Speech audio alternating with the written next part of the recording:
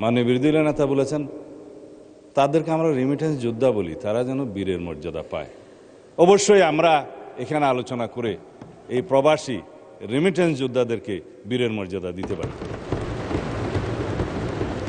তারা ফ্যাসিবাদ বিরোধী আন্দোলনের সংগ্রাম করতে যেয়ে বিদেশে জানে যেখানে রাজতন্ত্র আছে সেই জায়গাতে আন্দোলন করা মানা, তারপর তারা দেশপ্রেমের বহিঃপ্রকাশ ঘটিয়ে যাবজ্জীবন জেলের মতো নির্দেশ পেয়েছে। কেয়ারটেকার গভর্নমেন্টের সময় উদ্যোগ নিয়ে রাষ্ট্রীয়ভাবে তাদের অনেককে ফেরত আনতে পেরেছেন। আরও কিছু বাকি ছিল, পরে আমরা চেষ্টা করে বাকিদেরও এনেছি। এখনও কেউ যদি বাকি থাকে পররাষ্ট্র মন্ত্রণালয় উদ্যোগ নেবে তাদেরকে যেন ফিরিয়ে নিয়ে আসা হয়। তাদের মধ্যে দেশপ্রেম যারা দেশে আছে তাদের চাইতে বেশি জাগরুক থাকে। মাননীয় স্পিকার, এই শ্রম শক্তি রপ্তানির মধ্য দিয়ে যেমন রাষ্ট্রপতি জিয়াউর রহমান বাংলাদেশের এই বৈদেশিক মুদ্রা অর্জন এবং দেশের অর্থনীতিকে সমৃদ্ধ করার উদ্যোগ গ্রহণ করেছিলেন, কর্মসংস্থানের ব্যবস্থা করেছিলেন, একইভাবে গার্মেন্টসও তিনি বাংলাদেশে শুরু করেছিলেন। বাংলাদেশে আজকে এই দুইটা খুঁটির উপরে বলতে গেলে অনেকটা আমরা দাঁড়িয়ে আছি, আমাদের অর্থনীতি দাঁড়িয়ে আছে। আমি আবারও ধন্যবাদ জানাই বিরোধী দলীয় আরও অনেক মাননীয় সদস্য প্রায় সময় শহীদ রাষ্ট্রপতি জিয়াউর রহমানের এসব অবদানকে অকুণ্ঠ চিত্তে স্বীকৃতি দেন। আমরা শ্রমবাজারের জন্য একটা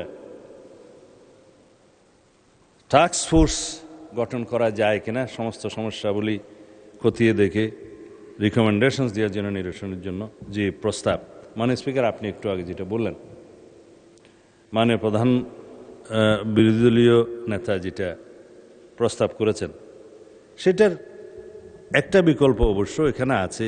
টাস্ক ফোর্সের কাজটা অন্য মন্ত্রণালয় সম্পর্কিত স্থায়ী কমিটিতে যদি খুব দ্রুত গঠন করা যায়, অনেক বিষয় মন্ত্রণালয় সম্পর্কিত স্থায়ী কমিটিতে আলোচনা করেও সমাধান করা যাবে, অনেক অভিযোগেরও নিষ্পত্তি করা যাবে।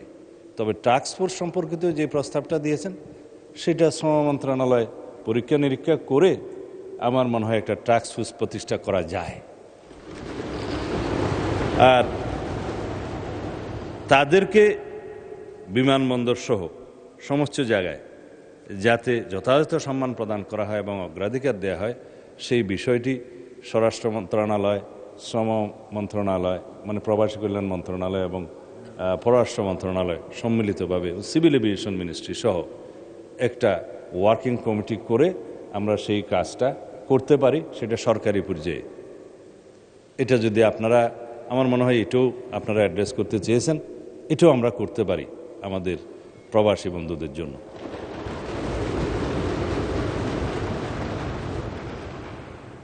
আমরা আসলে today I am here to praise the opposition, not to worry them like before.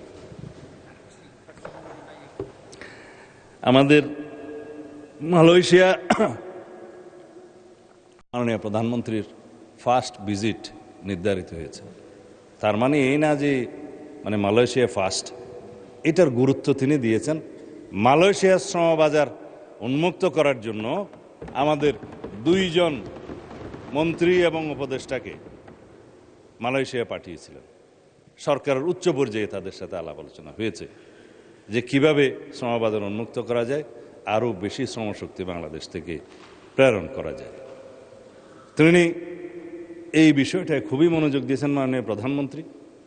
অবশেষে তাদের আমন্ত্রণে, মালয়েশিয়া সরকারের আমন্ত্রণে তিনি প্রথম মালয়েশিয়া যাচ্ছেন। উদ্দেশ্য অনেকগুলোর মধ্যে এটা প্রধানতম। ফ্যাসিবাদী সরকারের সময় মাননীয় স্পিকার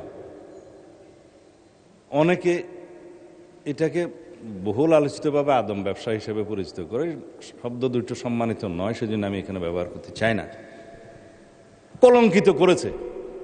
অনেক ক্ষেত্রে মানব পাচারও করেছে, অনেক ক্ষেত্রে অর্থ পাচার করেছে। যারা জড়িত এই সমস্ত কর্মকাণ্ডে তাদের 100 জনের বিরুদ্ধে কয়েকদিন আগে একটি মামলায় চার্জশিট প্রদান করা হয়েছে মাননীয় স্পিকার। এগুলো গৃহীত ব্যবস্থা।